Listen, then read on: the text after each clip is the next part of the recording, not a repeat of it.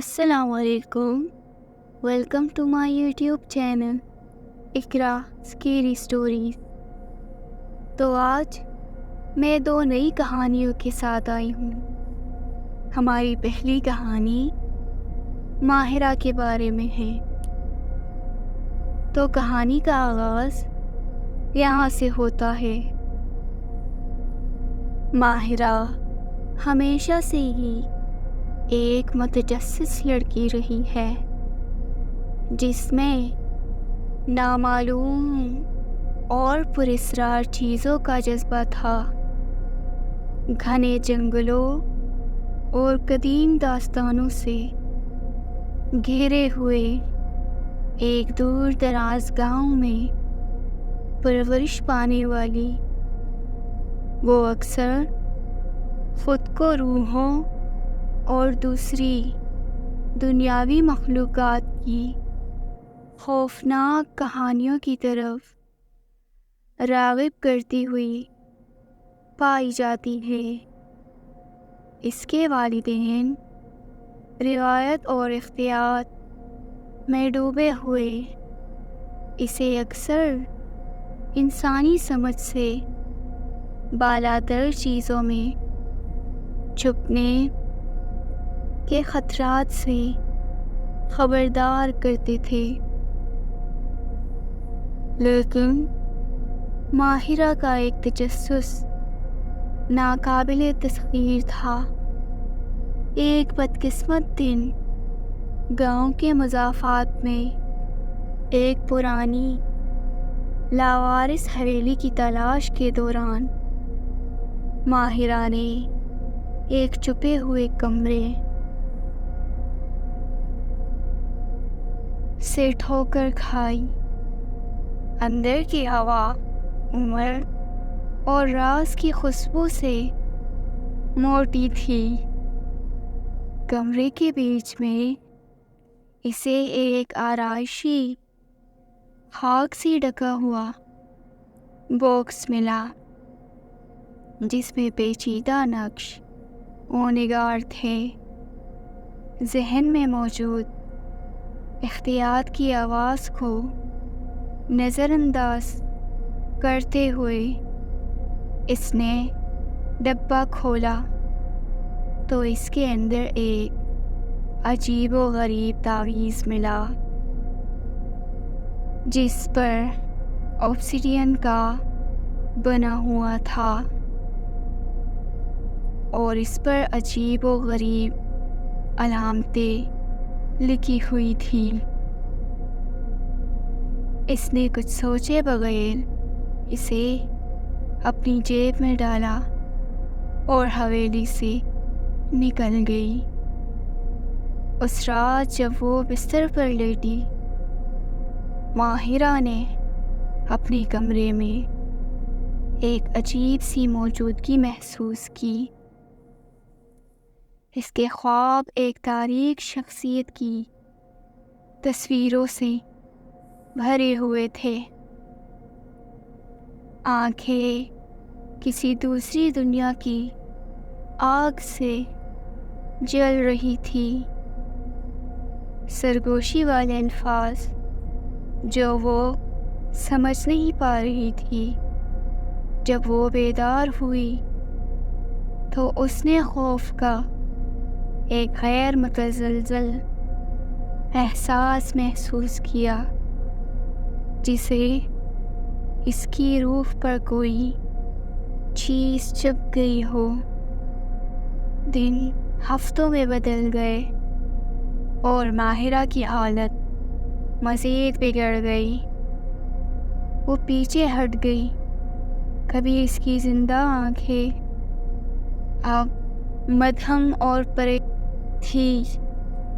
اس کی آنکھوں کے نیچے گہرے سائے چھائے ہوئے تھے اور اس نے اپنی ہڈیوں میں ہمیشہ کی ٹھنڈک محسوس کی. اس کے والدین اپنی بیٹی کے لیے بہت فکر مند تھے. عارف نامی ایک بزرگ سے طلب کی جو مافوق الفطرت کے علم کے لیے مشہور ہے۔ عارف ان کے گھر پہنچا۔ ماہرہ کو دیکھتے ہی اس کا چہرہ بگڑ گیا۔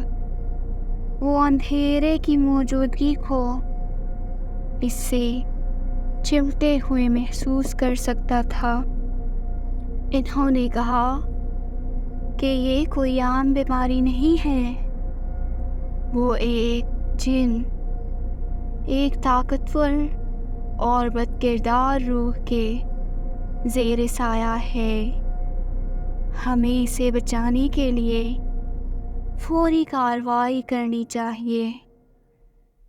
اس نے گھر کو مقدس بخور سے پاک کرنے اور برائی سے بچنے کے لیے دعائیں مانگی۔ اس نے پھر ماہرہ کو ملنے والے تعویذ کا جائزہ لیا اور اس کی آنکھیں خطرے کی گھنٹی سے پھیل گئی۔ یہ تعویذ جنوں کے لیے ایک برتن ہے، اس نے وضاحت کی۔ اسے لے کر اس نے انجانے میں جنون کو ہاتھ میں لے لیا ہے، جنوں کو اپنی زندگی میں مدعو کر لیا ہے۔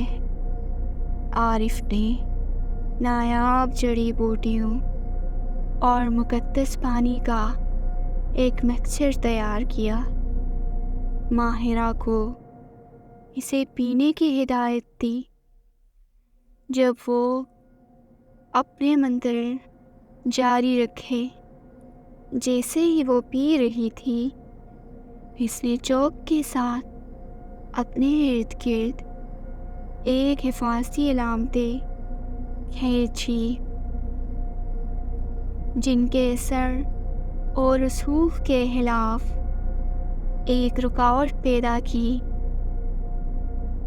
ماہرہ کے والدین کسی معجزے کی امید میں دم بھرتے دیکھتے ہوئے، جیسے ہی عارف نے نعرہ لگایا، کمرے کا درجہ حرارت ڈرامائی طور پر گر گیا۔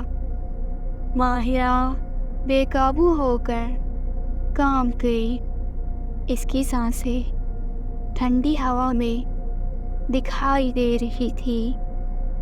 کمرے میں سائے گہرے ہوتے دکھائی دے رہے تھے اور ایک خوفناک سرگوشی نے خلا کو بھرا دیا۔ عارف کی آواز مزید بلند ہوتی گئی۔ الہی کے نور اور اسلاف کی طاقت سے میں آپ کو حکم دیتا ہوں، جنوں، اس لڑکی کو چھوڑ دو اور اس کی ملک میں واپس آؤ جس سے تم آئے ہو۔ ماہرہ کو جھٹکا لگا۔ اس کا جسم کانپ رہا تھا جب جنات اپنی گرفت کو برقرار رکھنے کے لیے لڑ رہے تھے۔ ایک سیاہ سایہ دار شخصیت اس کے اندر سے ابھرنے لگی۔ اس کی آنکھیں بدمزگی سے چمک رہی تھی۔ یہ انتہائی خطرناک طور پر حفاظتی دائرے میں منڈلا رہا تھا، آزاد ہونے سے قاصر تھا۔ بیگم بدرو، عارف چلایا، یہاں تمہاری کوئی جگہ نہیں ہے۔ ایک آخری ہڈیوں کو ٹھنڈا کرنے والی چیخ کے ساتھ جن دھوئیں کے ٹکڑوں میں پھیل گیا، نظروں سے اوجھل ہو گیا۔ ماہرہ فرش پر گر گئی۔ ہماری سانسیں اور بھی تھم گئی تھی۔ ماہرہ بھاری سانسیں لے رہی تھی، لیکن اس جابرانہ موجودگی سے آزاد جس نے اسے پریشان کیا تھا۔ عارف نے اس کے قدموں میں مدد کی، اس کی آنکھیں سکون سے بھر آئی۔ اب تم محفوظ ہو، اس نے آہستہ سے کہا۔ جن ختم ہو گیا ہے۔ ماہرہ کے والدین اپنی بیٹی کو بچانے پر عارف کا شکریہ ادا کرتے ہوئے رو پڑے۔ اگلے دنوں میں ماہرہ کی طاقت دھیرے دھیرے لوٹ آئی اور ان کی آنکھوں کے نیچے کے سائے ختم ہو گئے۔ اسے اب جنوں کی سرد گرفت محسوس نہیں ہوئی اور اس کے خواب ایک بار پھر پرامن تھے۔ اس دن سے ماہرہ نے اپنے والدین کی تنبیہات اور گاؤں کے بابا کی حکمت پر دھیان دینا سیکھا۔ لاوارث حویلی اور اس کا چھپا ہوا کمرہ اچھوتا رہا، جو تجسس کے خطرات کا ایک خاموش ثبوت ہے۔ ماہرہ نے اپنی بقیہ دن سکون سے گزارے، وہ رات کو ہمیشہ یاد کرتی رہی جب وہ جنوں کے سائے سے بچ گئی تھی۔ تو یہ کہانی یہیں پہ ختم ہوتی ہے۔ تو ہماری اگلی کہانی جیک کے بارے میں ہے۔ جیک ایک شوقین سائیکل سوار تھا جو اپنے اختتام ہفتہ پر ہمیشہ نئے راستوں کی تلاش میں رہتا تھا۔ ایک ہفتہ اس نے ایک ایسی دیہی علاقے میں جانے کا فیصلہ کیا جس کے بارے میں اس نے سنا تھا لیکن کبھی نہیں گیا۔ کہا جاتا تھا کہ یہ دلکش ہے، لیکن شاذ و نادر ہی سفر کیا جاتا ہے جو کہ بلاتتل پرامن سواری کے لیے بہترین ہے۔ دن کا آغاز خوبصورتی سے ہوا، سورج چمک رہا تھا، ہوا کرکرا تھی اور دیہی علاقوں میں اتنی ہی خوبصورتی تھی جیسا کہ اس کی امید تھی۔ جیک جوش و خروش کے ساتھ روانہ ہوا، دونوں طرف سے گھنے جنگل سے گھری ہوئی تنگ سمیٹتی ہوئی سڑک سے نیچے کی طرف پیدل چلا گیا۔ جب وہ جنگل کی گہرائیوں میں سوار ہوا تو اس نے دیکھا یہ درجہ حرارت قدرے گر رہا ہے اور سورج کی روشنی مدھم پڑ رہی ہے۔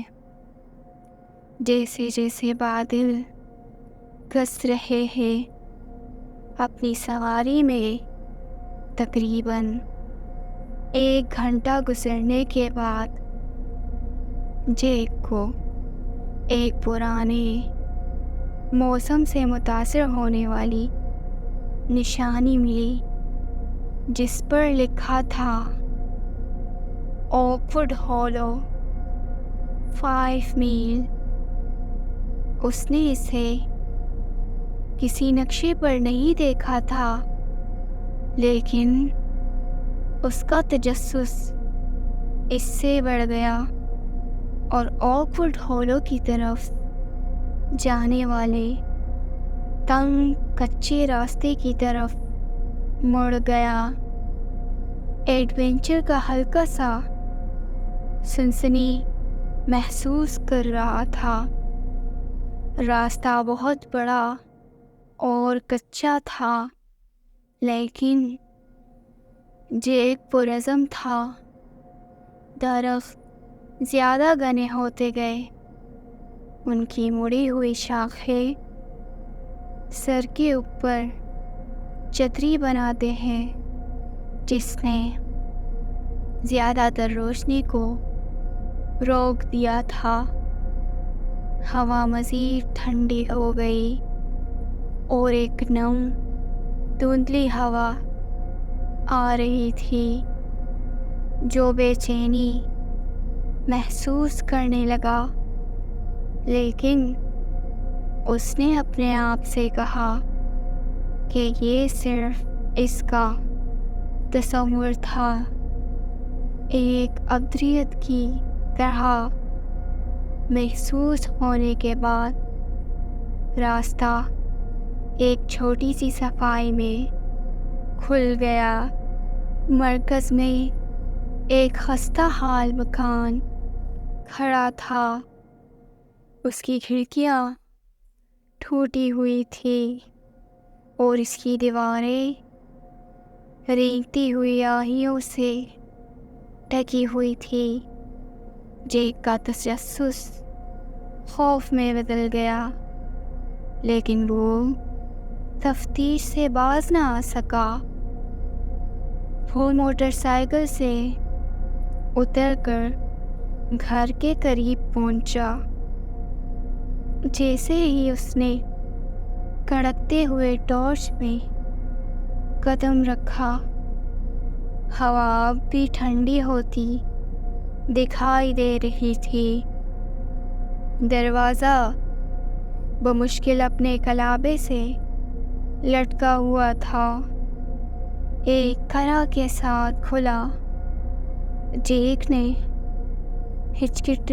ہچکچاہٹ کی، لیکن اندر قدم رکھا۔ اندرونی حصہ اندھیرے میں تھا اور پوسیدگی کی بو آ رہی تھی۔ ٹوٹا ہوا فرنیچر اور ملبہ فرش پر اکڑا گیا اور دیواریں پرانے خون کی طرح داغدار تھی۔ اچانک جیک نے اوپر کی طرف دیکھا اور ایک شور سنا، ایک ہلکی پھلتی ہوئی آواز۔ اس کا دل اس کے سینے میں دھڑک رہا تھا، لیکن وہ یہ جاننے کے لیے مجبور تھا کہ یہ کیا چیز ہے۔ وہ رکی سیڑھی پہ چڑھ گیا، ہر قدم اپنے وزن کے نیچے احتجاج کر رہا تھا۔ سب سے اوپر اس نے ایک لمبا دالان پایا جس میں کئی دروازے تھے۔ سب کچھ تھوڑا سا اجڑا تھا۔ شور پھر آیا، اس بار زور سے، اور اس کے ساتھ ہلکی سی سرگوشی بھی۔ جیک کا تجسس خوف میں بدل گیا، لیکن وہ آگے بڑھا۔ ہال کے آخر میں آخری دروازے کی طرف متوجہ ہوا۔ جیسے جیسے وہ قریب آیا، سرگوشی واضح ہوتی گئی، حالانکہ وہ الفاظ کو سمجھ نہیں پا رہا تھا۔ اس نے آگے بڑھ کر دروازہ کھول دیا۔ اندر ایک چھوٹا سا مدھم روشنی والا کمرہ تھا۔ مرکز میں ایک پرانی کرسی کھڑی تھی جو آہستہ آہستہ آگے پیچھے ہل رہی تھی، حالانکہ اس میں کوئی نہیں تھا۔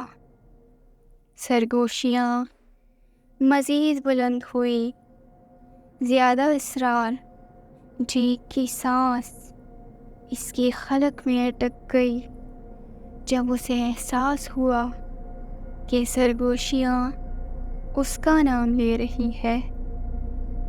گھبرا کر وہ بھاگنے کے لیے مڑا، لیکن دروازہ اس کے لیے پیچھے سے بند ہو گیا۔